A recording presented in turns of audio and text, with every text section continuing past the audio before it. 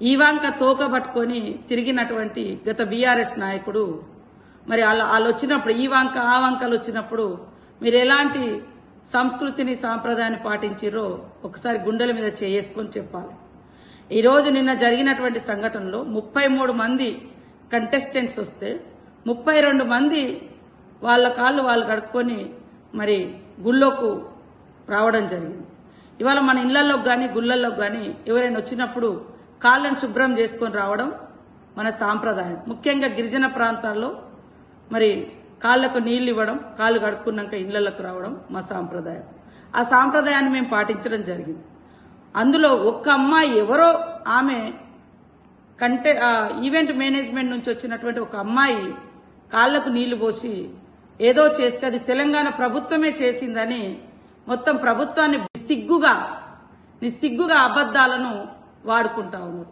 అక్కడ ప్రభుత్వము వాళ్ళ కాళ్లకు నీళ్లు ఇవ్వడము, కాళ్ళు కడుక్కున్నాక తుడుచుకొని రావడం. ఎందుకంటే అదంతా టెంపుల్ ప్రెమిసెస్ కాబట్టి మరి అంత 33 మంది బయట కాళ్ళు కడుక్కుంటే నీళ్లు వరదై పారుతాయని ఎవరి ప్లేట్ వాళ్లకు, ఎవరి చెంబు వాళ్లకు, ఎవరి టవల్ వాళ్ళకి ఇవ్వడం జరిగింది. అందరూ ప్రేక్షకులకు అందరికీ, తెలంగాణ సమాజానికి అందరికీ చెప్తున్నారు, తెలంగాణ ప్రభుత్వం కాళ్ళు కడిగిస్తే 33 మంది కడిగియాలి కదా. ఒక్క అమ్మాయి ఏదో ఈవెంట్ మేనేజ్మెంట్ నుంచి వచ్చిన అమ్మాయి ఆమె స్వతహాగా ఆ చెంబుతో నీళ్లు పోయడమో ఇంకోటి ఏదో చేస్తే అది ప్రభుత్వం మీద అంటగట్టడం సిగ్గనిపించట్లే మీకు? ఈరోజు మీరు ఈ వంక తోకలు పట్టుకున్నప్పుడు గాని, మీ కవితమ్మ కాళ్ల కాడ కలెక్టర్ను కూర్చోబెట్టుకున్నప్పుడు గాని, మీ కేసీఆర్ గారు కలెక్టర్లతో కాళ్లు మొక్కించుకోవడం గాని, అదే కదా మీ దురహంకారము. ఆ దురహంకారాలకు వ్యతిరేకంగానే మేము పోరాడినము. ఈ తెలంగాణ పోరాటం చేసింది ఆ దురహంకారం.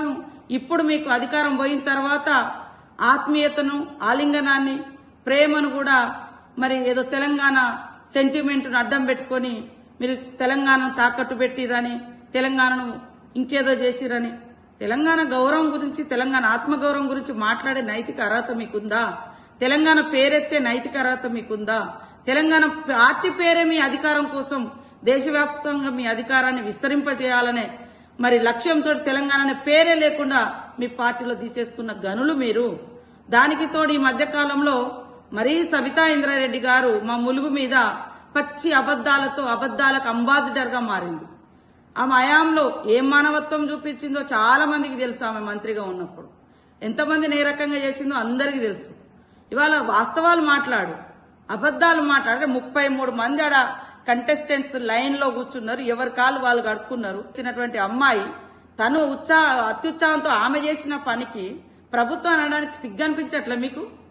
ప్రభుత్వం చేసిందా? మీరు ఎంతో మంది సినిమా యాక్టర్లతోటి, ఆ యాక్టర్లు, ఈ యాక్టర్లు, ఈ వెంకలు, ఆ వెంకలు, ఆ వంకలు, ఈ వెంకలతోటి వాళ్ళ కోసం హైదరాబాద్ నంతా ఏదోదో చేసినప్పుడు గుర్తుకు రాలే మీకు తెలంగాణ ఆత్మగౌరవం?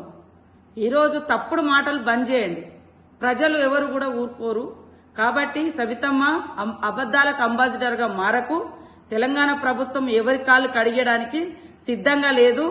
మీలాంటి వాళ్ళు, మీ నాయకులు లాంటి వాళ్ళు తెలంగాణ ప్రజలను అణిచిపెట్టి కాళ్ళు కడిగించుకునే చరిత్ర, కాళ్ళు మొక్కించుకునే చరిత్ర ఆ కుటుంబాలది, ఆ నాయకులది, ఆ దొరతనాంది, ఆ దురహంకారంది.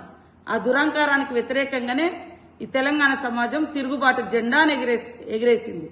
కాబట్టి ఇక్కడ నిన్న జరిగిన దాంట్లో కేవలం మేము తెలంగాణ సంస్కృతి, గిరిజన సంస్కృతి, సాంప్రదాయాల బద్దంగానే మేము అక్కడ చేసినాం. కాకతీయుల వారసత్వాన్ని, కాకతీయుల యొక్క పరిపాలనను, రుద్రమాదేవి యొక్క శౌర్యాన్ని, పౌరుషాన్ని అక్కడ కళారూపంలో కూడా ప్రదర్శించడం జరిగింది. సక్సెస్ అయినందుకు మరి ఓర్వలేక రకరకాల కామెంట్ చేస్తారు. అధికారం పోయిన తర్వాత ప్రజలు గుర్తుకొస్తారు. అధికారం పోయిన తర్వాత నీకు ఆత్మగౌరవం గుర్తుకొస్తుంది. ఏం ఆత్మగౌరవం ఉండేనే నీకు? ఇవంక ఏమని ఆమె తోకబట్టుకొని తిరిగి ఆమె కోసం హైదరాబాద్ అంతా నీట్గా చేసిరు ఆ రోజు. కాబట్టి ఇవాళ అబద్దాలకు అంబాసిడర్ గా మారే సబితమ్మ, అదేవిధంగా బీఆర్ఎస్ నాయకులు తప్పుడు ప్రచారం చేసుకోకండి. తప్పుడు ప్రచారాలతో మీరు ఇవాళ మీ పరువు మీరే తీసుకుంటారు.